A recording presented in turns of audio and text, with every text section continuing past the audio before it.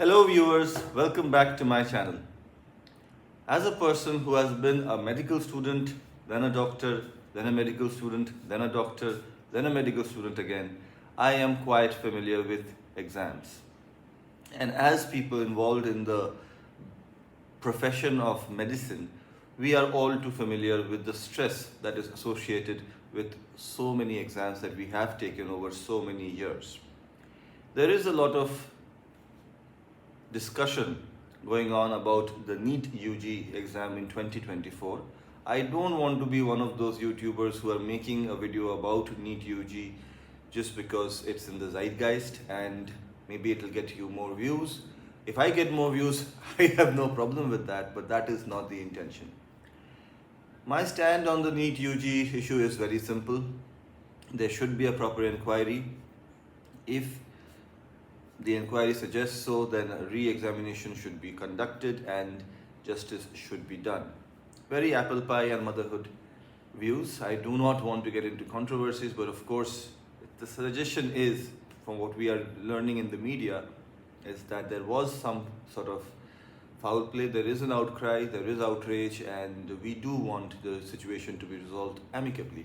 What I do want to highlight here is when we go through the legal process as aspirants, and I have been through the legal process in several occasions as an aspirant, and they have invariably been about exam related issues.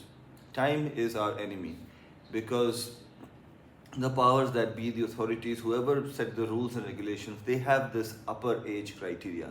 They set this time criteria that admission should happen within so and so months. You have to pass a certain exam within so and so age. So when we go through the process of seeking legal recourse or waiting for some official steps to happen, we also know in the back of our minds that time is not our ally.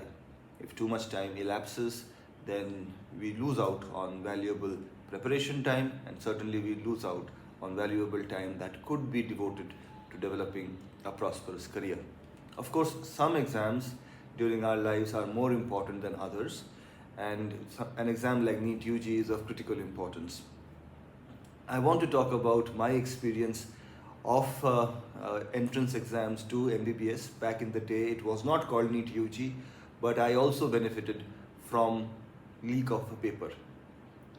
I was not involved in any scam, I want to assure that right away, but when I was appearing in the entrance exam that ultimately decided that I would become a doctor, I did encounter a situation where a leak of the paper happened, and due to that leak in the paper, the exam got postponed.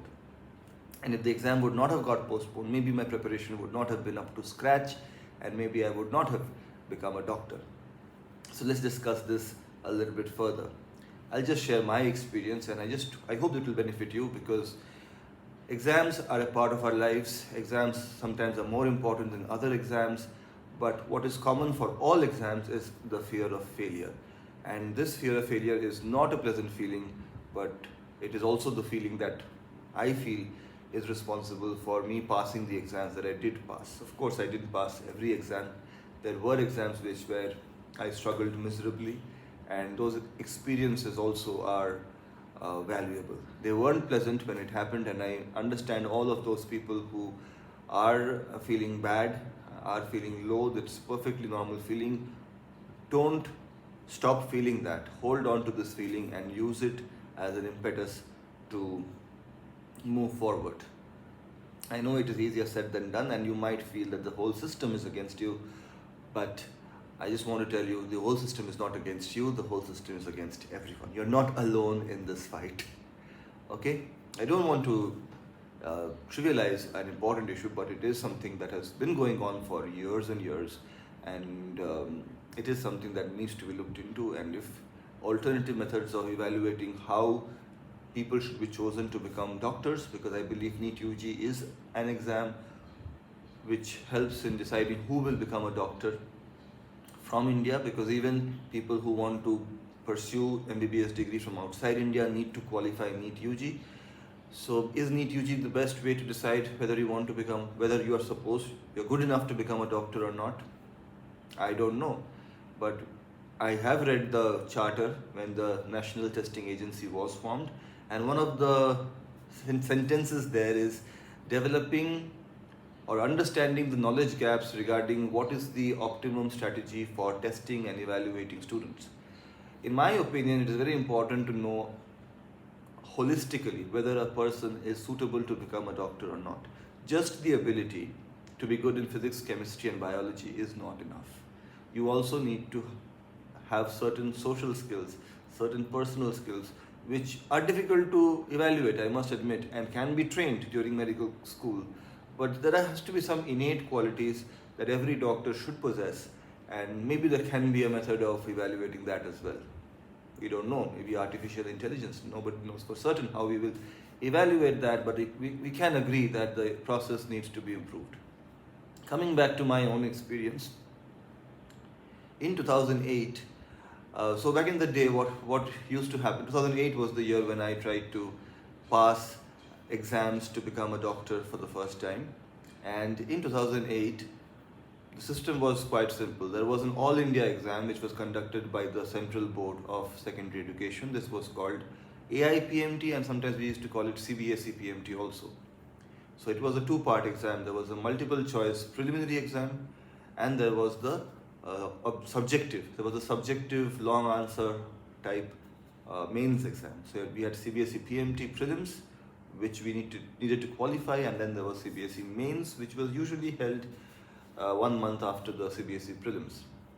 So this was a CBSE board exam. Then there were several other exams of premier institutes, like Banaras Hindu University had its own exam, AIMS had their own exam, JIPMER had their own exam, and this was the case. And there were state specific entrance exams also. The syllabus for the premier institutes usually would follow the CBSE curriculum of 11 and 12. So we needed to know 11th physics, chemistry, biology and 12th physics, chemistry, biology for these exams according to the CBSE curriculum. The pattern of the exams was slightly different, as AIMS in that time had assertion reasoning type of exams. So there was a statement and there was a reasoning, and we had to understand whether both the statements were true and the reason was the correct explanation for the assertion or not. So that was a very interesting exam, which of course I did not succeed in. And the state medical entrance exams used to follow the state board syllabus. So if you were from a state board school, then you knew while you were preparing for your board exams, you were also somehow preparing for the entrance exam syllabus as well, because it's the same curriculum. Only thing is that boards were usually only about 12th syllabus and entrance exams involved both 11 and 12. But you were familiar with the curriculum because that was the board. If you were from a CBSE school, then you knew about the CBSE curriculum, so you were quite comfortable with the PMT exam. The PMT, okay, pre-medical test. Now, if you were from ICSE, as I was, you had to read the ICSE syllabus for your boards, and you had to read CBSE for your entrance exam, that is the PMT, and you had to read the state board syllabus for your state entrance exam. So that was quite a big challenge, and I do want you to sympathize with me. Yes, I studied a lot. So what was the pattern of what was the way these exams were conducted? They were always conducted usually on the weekend, and almost every week had an exam in April. So if I remember correctly, the first exam I took in 2008 was on 3rd April or 4th April, not sure exactly about the date. And that was the CBSE PMT. That was the first test. The next week we had All India Engineering Entrance Exam, because I also had mathematics. So I appeared in the All India Engineering Entrance Exam. That was the second test I took. The very next week, I think All India Engineering Entrance Exam was on 13th April, and 20th April was the date for West Bengal Joint Entrance Exam.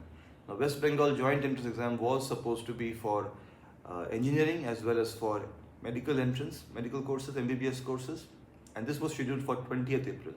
That was a Sunday. On 19th April, on a Saturday, I had an exam for Vellore Institute of Technology. So the exam was called VITI, Vellore Institute Technology Engineering Entrance Exam. That was on 19th on a Saturday, and it was in the same location where I am in right now, recording this video. And I remember going back from the exam venue to my home, and then this was the pre-smartphone era. So suddenly I got calls from home and people were saying, the exam has been postponed, tomorrow you don't have joint entrance exam. And I thought it was a prank. I honestly believe it was a prank because I had not prepared properly for West Bengal joint entrance exam, and I had started thinking that I'll have to go for the exam without reading Animal Kingdom properly, which if you're an aspirant, you know Animal Kingdom is a very big chapter and very, very important. So I thought I'll go without reading that, but I reached home, switched on the television, and yes, that time we would receive our news from the television, quite different from the days that we have today, where there is social media and so many avenues for information. On the television, I saw to my surprise that paper leak had happened and the exam was indeed postponed, and I couldn't thank my stars enough. Ultimately, the exam happened on 24th May. I got a full month and 4 days to prepare for it. Although I had qualified the prelims of CBSE PMT, I did not manage to qualify CBSE mains, and in fact the only exam where I did well was the MBBS entrance exam of West Bengal joint entrance. Despite not being from a West Bengal board school, I got that 1 month time to read up on whatever was extra in West Bengal joint entrance syllabus of physics, chemistry and biology, and luckily I was able to do well enough to get into a government medical college in Calcutta in 2008 by passing West Bengal joint entrance exam, which was postponed to 24th May. So all those people who are agitating to get the exam rescheduled, I hope you have the same luck that I did. And if there is foul play, then definitely the exam should be postponed this year as well. What I want to highlight is, don't let exams decide your future, although they can shape your future. If I had not passed that exam, I would not have become a doctor. I started taking exams in 2008, and the most recent exam was taken in 2023, that was MRCS ENT OSCE. So if I had not passed West Bengal joint entrance exam on 24th May 2008, I would not be eligible for MRCS in 2023, a full 15 years later. So exams do determine your life, it is a fact, but don't let exams be the only factor. If maybe one exam has not gone well, maybe it is an indicator you need to go in a different direction. I know it's not fair, but c'est la vie. But definitely don't stop agitating. I do not want to discourage you, and I hope justice is done. I hope you liked this experience I had, and I hope it helped you in some way or the other. I just wanted to get it off my chest. So thank you for watching this video. Take care, bye bye, and please don't forget to be awesome.